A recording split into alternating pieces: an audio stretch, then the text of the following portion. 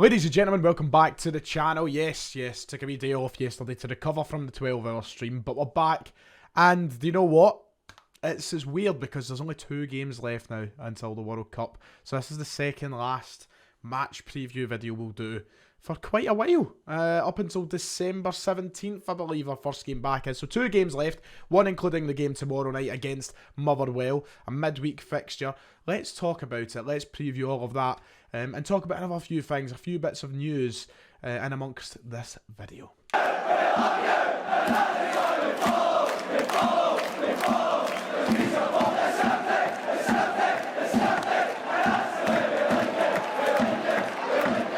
If you haven't already, please make sure to hit like and subscribe. It would be much appreciated on the road to 37,000 subscribers. And can I just say, before we go anywhere in this video talking about Celtic, a big thank you to each and every single one of you who came in for even a minute for the live stream on Sunday, the 12-hour stream that we done in aid of Cerebral Palsy Scotland. We managed to raise roughly around £400-ish from both the Give Penny link and the YouTube channel donations. Some of that will be almost doubled as well through gift aid. So we're talking, you know, maybe the likes of £600-700 raised for charity. Thanks to you guys who came and watched, supported and donated in the stream. I couldn't say enough thank yous to express how grateful I am to a lot of you. And it's just one of those days, and if you were there for the stream, and some people sat there for almost the whole 12 hours, which is unbelievable. I can't believe you could put up with me for 12 hours. But some people did. And it's just one of those days and one of those streams that makes me really appreciate the community that we have built here on this channel. Not to get all cringy, and I don't want you to get the tissues out and all the rest of it. I don't want to be sitting here like true Geordie greeting. But you know, it really does make me appreciate the community we've got here. We've done it for a great cause. I hope that the money goes a long way for Cerebral Palsy Scotland, and I couldn't be more proud of the community that we've got here for raising that money. It was a good laugh. It made me realise how much I enjoy streaming again as well, so hopefully we'll have more of them soon. But thank you to everybody who joined in. And who knows, maybe we'll have another charity event sometime soon if we can keep repeating situations like that. It would be great. Right then, you're here to listen to me talk about Celtic, aren't you? Let's talk about Celtic.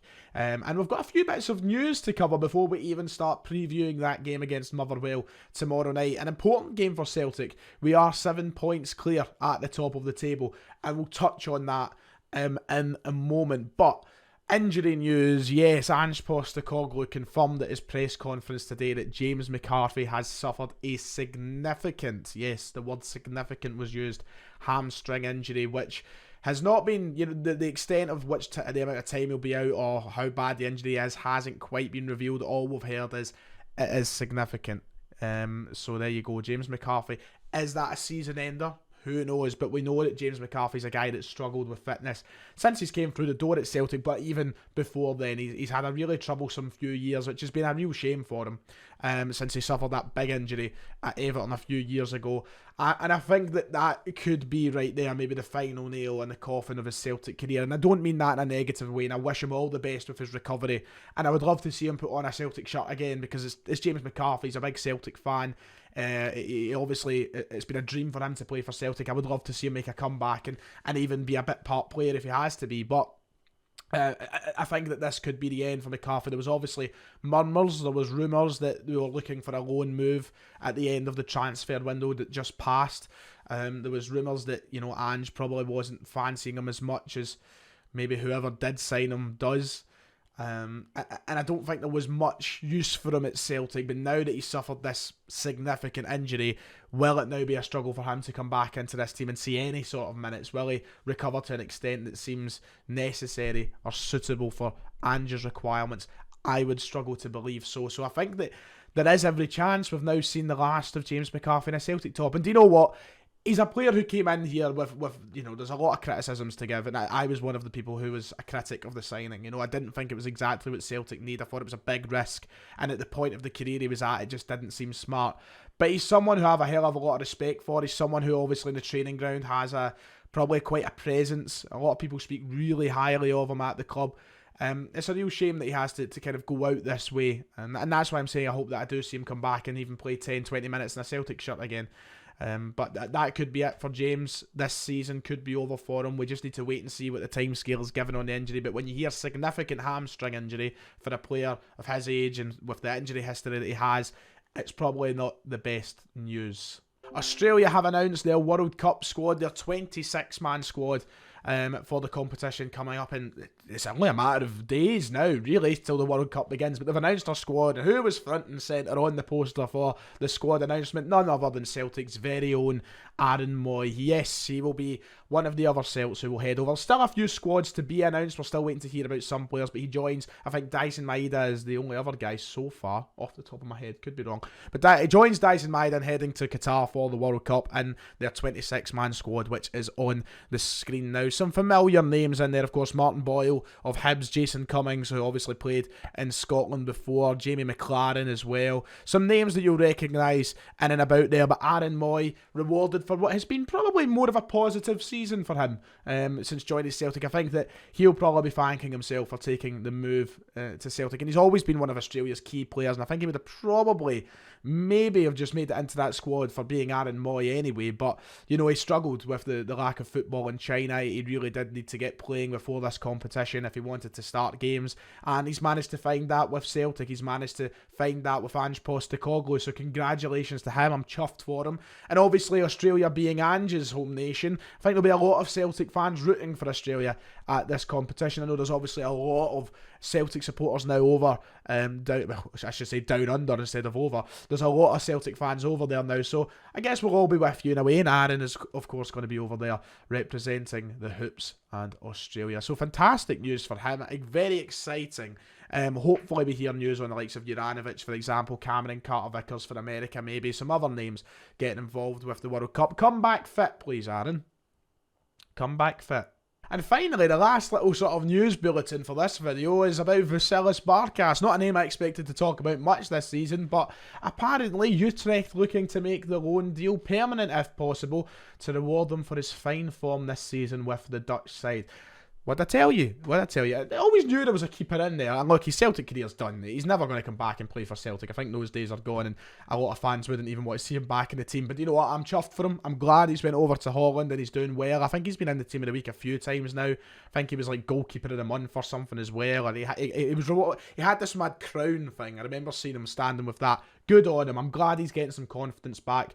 And if Utrecht want to sign him, hopefully we get some money to make up for, of course, the £6 million that we spent. I don't think we'll see anywhere near that. But Utrecht apparently interested, as well as another few clubs apparently interested in bringing Barkas in. So there you go. There's some news on him in case you are wondering how the Greek goalkeeper is doing. But it seems to be doing okay for himself. And finally, let's move on to the preview for tomorrow night's game against Motherwell. Of course, an important game for Celtic to try and maintain that gap at the top of the table. And just because we're 7 points clear doesn't mean we can take our foot off the gas. And I think all of us understand that. And the manager will be drilling that into the squad, and all the more to make sure that we can even extend that gap throughout the entirety, or the rest of this season, I should say. Of course, I didn't really get to do a Dundee United review at the weekend. And I didn't get to really touch on the Rangers loss at the weekend. If you were watching the live stream, I spoke a bit about that there. But wow, 7 points clear. Of course, league titles aren't handed out in November. So let's not be hasty, everybody. We've still got work to do, but we're in a very healthy position. It's about seeing out this portion of the season now, winning these last 2 games. That is really important. And that, of course, it contains a very difficult game tomorrow night at Fir Park. Now, our last visit there, we've done incredibly well. A 4-0 win, didn't really struggle. That was in, of course, the quarterfinals of the League Cup. But it's always a difficult place to go, Fir Park. And Motherwell are never a pleasant team to play. We all know the traditional sayings of the hammer throwers. They are dirty bandits, you could say. But we've certainly got the quality, the ability to put another 3 or 4 by Motherwell tomorrow night. But they'll be up for it. They're in a kind of, let's have a look at the opposition. I've had a poor run of form, you could say, as of recent. Only 1 win in their last 5. And that includes 4 losses as well. Bit unlucky because 2 of those losses have obviously came to Celtic and Rangers, and 1 being a cup game. But they'll be looking to find something. They'll want to end off this portion of the season on a high as well, in the bid for a top 6 finish this season. But we have the quality. And the game against Dundee United at weekend, that to me is going to be one of the games that we end this season on going, that summed it all up. You know, you look at Ross County last year, for example, and we saved it late. We'd done it in the 96th minute. Dundee United doesn't have the same amount of significance because we were in a much better position heading into that game. But 88th minute, you can see the goal to go 2 each. Most teams, the heads drop, that's the final score. No, we go right up the park, we pepper the goalkeeper with chances, and we find 2 goals in amongst it to finish off the game. It embodies everything about this Celtic side. And for me, it's got to be one of the games I'll look back on come the end of the season and go, that was really telling of where we would end up. Whether that is champions or not, we'll need to wait and see. But if we do win the league, that's one of the games that I will look back on and say, big part of doing so. You win that game 4-2, Rangers score the next day and drop points. It's massive. It's a very telling weekend in the narrative of the Premiership title winners. So, look, listen, we're in a really good position right now. We're playing some really good stuff, and I really do think we'll end this break with 2 more wins. I hope so anyway, touch wood.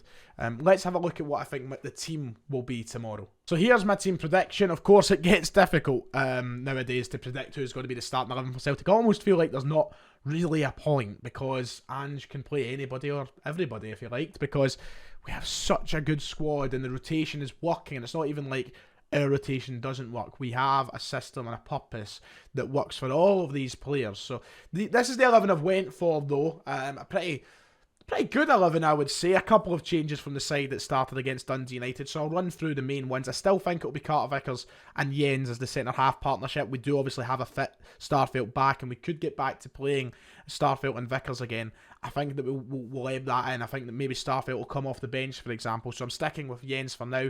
I've got Taylor and Juranovic being the starting fullbacks rather than Ralston and Bernabei, just because they started the weekend. I think they might start here during the week. Don't mind if any of the other ones start. I would actually quite fancy seeing Ralston start again, to be honest. I think he's been better recently. But I do have a feeling it'll be Juranovic. In the middle, made the one change of bringing in Aaron Mooy for David Turnbull. Obviously, riding the high of the World Cup news. I think it's just down to rotation as well that we'll see that. And I think that he's probably off on a bit more than David Turnbull at the minute. And then the front three, I've gone quite ambitious. I've gone for Haksabanovic, Jota and Kyogo. Did I say Jota? Jota and Kyogo. I went for that as the front three. I've took out, obviously, the players that started the game at the weekend. And who did start? Was it Abada? No, it wasn't Abada. Who started? Was it Forrest? I've changed it anyway. There's what I think. Giacomakis started. I've got Kyogo in for this midweek game. And I think I would love to see this ambitious Haksabanovic and Jota combination. Jota on the right, which he's played it so often, and Haksabanovic on the left. I just don't think we should drop Haksabanovic. Not because I'm biased like that and he's my favourite player, but because he scored 2 at the weekend. So I'd love to see him score another 2, if possible. So that's my front three. That's my 11 there. Let me know what you think. Let me know what you think will be the team, because we obviously have so many options. And finally, score prediction. I'm going to go for a 3-0 Celtic win at Fir Park tomorrow night. I do think it'll be a tough game, but we know how to score goals. Put 4 by them the last time. I'm sure we can put 3 by them this time, just as long as we win the game and keep that. I want the gap to stay at 7 or go higher for us going into the World Cup, because then we're in a very healthy position for coming back. Because the momentum will be disturbed. I know we've got the Sydney Super Cup and such in between, but let's not beat around the bush. The momentum does stop. I hope we come back and we just pick up like it hasn't, and we definitely have the ability to, but the momentum will stop until we're back. So hopefully we end off in such a high. I'm going for 3-0 tomorrow night. Let me know what you think in the comments below. Make sure to hit like and subscribe if you've enjoyed the video, and yeah, I'll see you all next time.